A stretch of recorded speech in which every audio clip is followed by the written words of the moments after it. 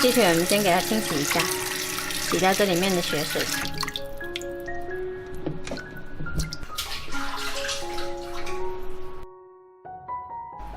先在鸡腿上面扎一些洞，等我腌的时候比较好入味。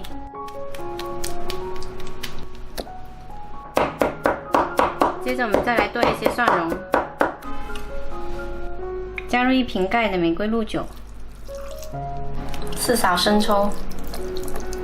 3勺蚝油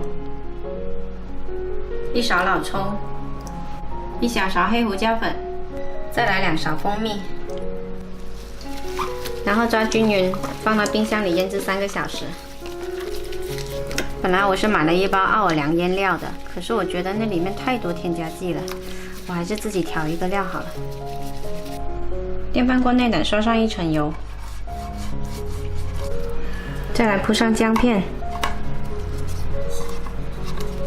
再撒上1把洋葱，腌好鸡腿再搅拌一下，然后放到电饭锅内胆里面去。腌制的料汁也倒进来。腌制的时候呢，也有小半碗水，所以我们这里就不需要再加水了。按上煮饭键煮1个小时。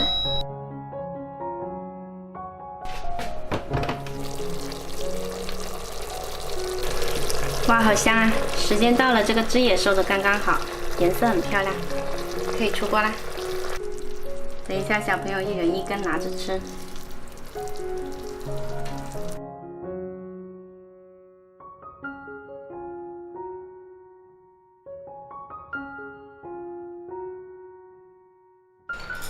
好吃。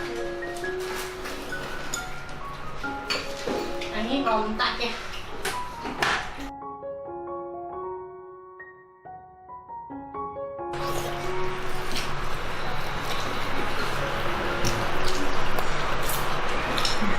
豆角也很好吃啊。